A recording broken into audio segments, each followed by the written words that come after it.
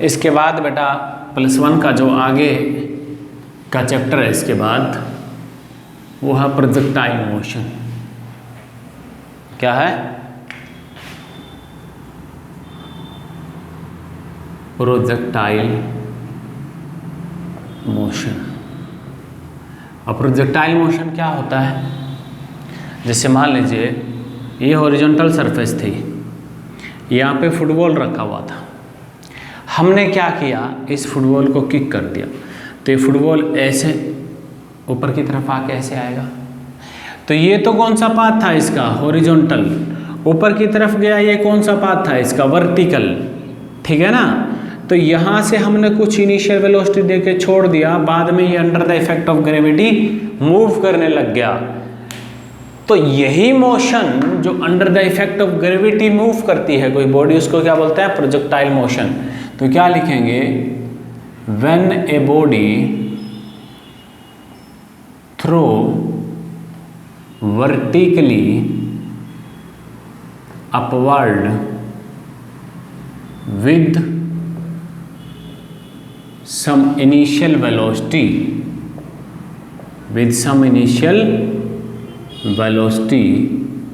and it moves under the effect of gravity। जब किसी body को हम इनिशियल वेलोसिटी से वर्टिकली अपवर्ड सेंड करें और वो under the effect of gravity move करने लग जाए तो उस मोशन को क्या बोलते हैं? प्रोजेक्टाइल मोशन बोलते हैं। मान लीजिए कि फुटबॉल को हमने किक कर दिया, तो फुटबॉल क्या करेगा? जैसे हमने किक किया तो उसको सम इनिशियल वेलोसिटी मिली और बाद में वो under the effect of gravity move करने लग गया, उसको क्या बोलते हैं? Projectile motion. और जो इसका पाथ होता है, path followed by projectile is called its trajectory। उसको क्या बोलते हैं बेटा? इसकी ट्रेजेक्टरी बोलते हैं। क्या बोलते हैं उसको? ट्रेजेक्टरी। तो इसी में क्या होगा, हम अलग अलग पोर्शन निकालेंगे। तो पहले प्रोजेक्टाइल मोशन क्या हो गया? एक ऐसा मोशन जिसमें हम किसी बॉडी को इनिशियली वेलोसिटी से वर्टिकली अपवर्ड सेंड करते हैं, लेकिन बाद में वो under the effect of gravity move करना स्टार्ट कर देती है, उसको क्या बोलते हैं? प्रोजेक्टाइल मोशन बोलते हैं। और जो रास्ता वो अपनाती है, उस रास्ते को क्या बोलते हैं? उसकी ट्रेजेक्टरी बोलते हैं। तो इसी से हम आगे इसको सॉल्यूशन करेंगे। क्या होगा देखिए, मान लीजिए कि ये आपके पास हॉरिजॉन्टल डायरेक्शन है, एक्स एक्सिस, ठीक है। ये आपके पास वर्टिकल डायरेक्शन है, कौन सी? Y axis. एक बात का ध्यान रखिए, ये जो लाइन है यहाँ पर, यहाँ पर, यहाँ पर, यहाँ पर, यहाँ पर, यहाँ पर g की वैल्यू 9.8 है, 8 मीटर पर सेकेंड स्क्वायर है। कहीं पर भी g की वैल्यू चेंज हुई क्या? नहीं हुई। अगर हम बोलते हैं a to b, b to a, a to c, c to c, ऐसे कुछ बोलते हैं तो इसकी वैल्यू में कोई चेंज नहीं होता, यानी g जो होगा हॉरिजॉन्टल डायरेक्शन में ऑलवेज कांस्टेंट होगा, उसकी वैल्यू में चेंज नहीं होगा, इसलिए हमने 0 पुट कर दिया। हॉरिजॉन्टल डायरेक्शन में 0 होता है। दूसरा, वर्टिकल डायरेक्शन के अंदर फाइनल वेलोसिटी 0 होता है, ये याद रखिए। जब कोई बॉडी ऊपर जाती है, ऊपर ऊपर ऊपर तो नहीं जाती ना, ऊपर से ऐसे नीचे मूव कर जाएगी।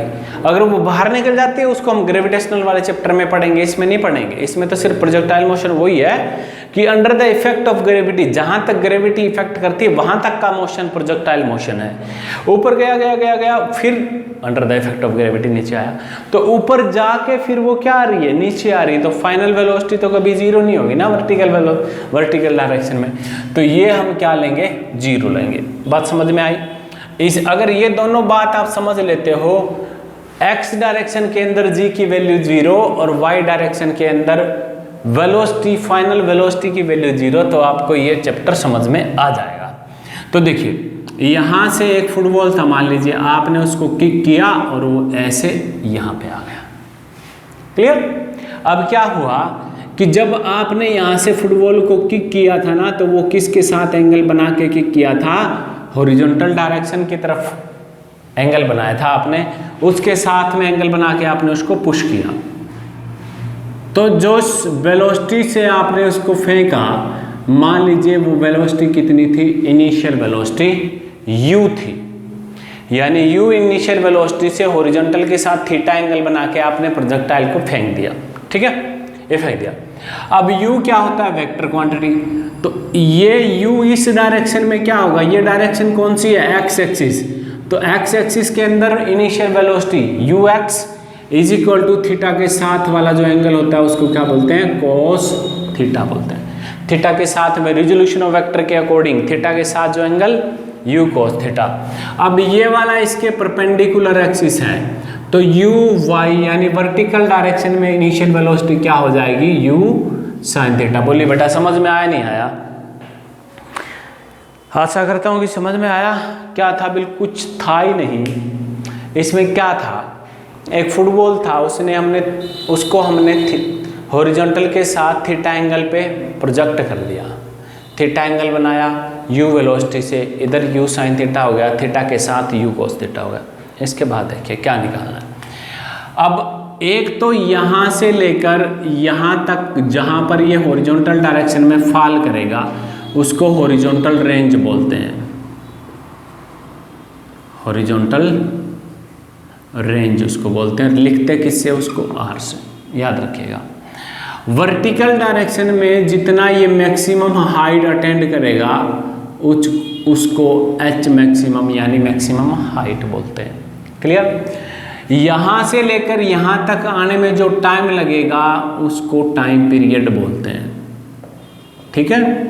और एक बात और, अब यहाँ पर कहीं पर भी यहाँ पे कहीं पर वेलोसिटी निकालनी है तो उसको इंस्टेंटेनियस वेलोसिटी बोलते हैं। क्या बोलते हैं? Instantaneous velocity. तो वो इंस्टेंटेनियस वेलोसिटी निकालनी है। तो सबसे पहले हम क्या निकालेंगे? सबसे पहले हम हॉरिजॉन्टल रेंज निकालेंगे। हॉरिजॉन्टल रेंज का इसका वर्टिकल हाइट यानी ये मैक्सिमम हाइट निकालेंगे। चलो मैक्सिमम हाइट निकाल लेते हैं पहले। आपकी मर्जी है, आप कोई सा भी पहले निकाल सकते हो। मैक्सिमम हाइट, तो हाइट निकालने का एक इक्वेशन ऑफ मोशन के according s is equal to u t plus half a t square का फार्मूला होता है, चाहे आप ये लगा दीजिए। और एक होता है v square minus u square is equal to 2as का फार्मूला होता है, चाहे ये निकाल लीजिए। हम इजी वाला निकालेंगे, इसका यूज करेंगे। अब ये हाइट कौन सी डायरेक्शन में? वर्टिकल डायरेक्शन में। और वर्टिकल डायरेक्शन को किससे रिप्रेजेंट किया? y से। तो वी वाई का स्क्वायर माइनस यू वाई का square is equal to 2g क्या हो जाएगा? a, और s कितना है? h है मैक्सिमम हाइट, g ऊपर जा रहे हैं तो क्या हो रहा है? माइनस का। क्लियर? अब वर्टिकल डायरेक्शन में आपको बताया था फाइनल वेलोसिटी कितनी होती है? 0, और इनिशियल वेलोसिटी वर्टिकल डायरेक्शन में कितनी है? u sin theta. इसका मतलब ये क्या हो गई? u square sine square theta. Clear?